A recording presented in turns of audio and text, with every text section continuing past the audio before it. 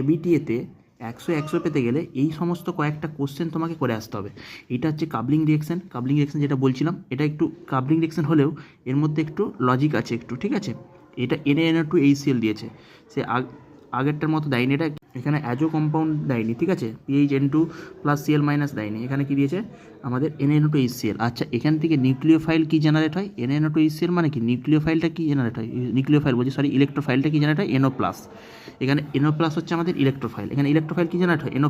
NaNO2HCl মানে কি দিয়েছে তোমাকে? NO+ দিয়েছে। NaNO2HCl দিয়েছে মানে কি? NO+ দিয়েছে।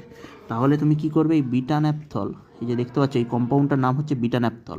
ভেরি ইম্পর্টেন্ট একটা ক্লাসিফিকেশান, ঠিক আছে। এইচএসেও একবার না দুবার এসেছে কোশ্চেনটা। এই কোশ্চেনগুলো না পারলে 100 পাওয়া যাবে না, মানে 100 পেতে গেলে ওইখানে এইগুলো কোশ্চেনগুলো করতে হবে। দু একটা এরকম কোশ্চেন আসতে পারে, এটা প্রবাবিলিটি হয়।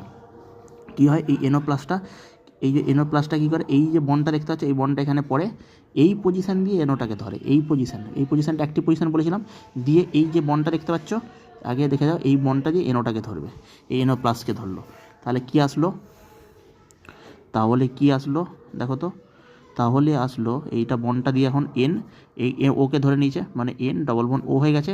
আর এখানটায় দেখো এই বন্ডটা এখানে পড়ে গেছে, এটা কিটোন, এটা পজিশানে চলে যায়, এই বন্ডটা পড়ে এই বন্ডটা ধরে, ঠিক আছে। কারণ হচ্ছে এখানে কার্বনের হাতটা তবেই তো 4টে হবে, ফুলফিল হবে, ঠিক আছে, নাহলে তো এখানে কার্বোক্যাটায়ন সৃষ্টি হয়ে যেত, ঠিক আছে। আর এইভাবে তুমি যখন থাকবে, দেখবে এই যে H+টা এখান থেকে বেরিয়ে গেল, এই যে H+টা এখান থেকে বেরিয়ে চলে যায়, ঠিক আছে। এবার কি হয় বলো তো? এই যে সি দেখতে পাচ্ছ, কার্বন তার সাথে নাইট্রোজেন আর অক্সিজেন, এইটা এইভাবে থাকে না, এটা আনস্টেবল কম্পাউন্ড, এইটা প্রচুর আনস্টেবল কম্পাউন্ড হয়ে যায়, ঠিক আছে।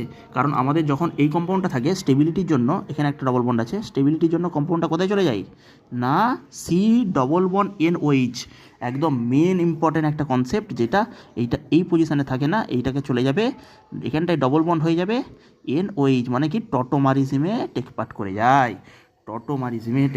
যায়, এটাকে কি টটোমারিজম স্যার কীভাবে বুঝতে পারলাম না। এখানে একটা হাইড্রোজেন থাকে, এখানে কার্বনে কি একটা হাইড্রোজেন ছিল, এই কার্বনে কি ছিল, একটা হাইড্রোজেন ছিল, এই লোন পেয়ার এসে এখানে অ্যাটাক করে, এই বন্ডটা এখানে পড়ে যায়। তাহলে C=NOH মানে NOটাকে ধরবে, মেন কথা এখানে NOটা যাবে, তারপর C=NOH হয়ে যাবে, কারণ C=NOH হলে তবে সেটা কিটোইনল, এখানে কিটোইনলের মতো টটোমারিজম হয়, যেটা অক্সিম টটোমারিজম বলা হচ্ছে, অক্সিম টটোমারিজম।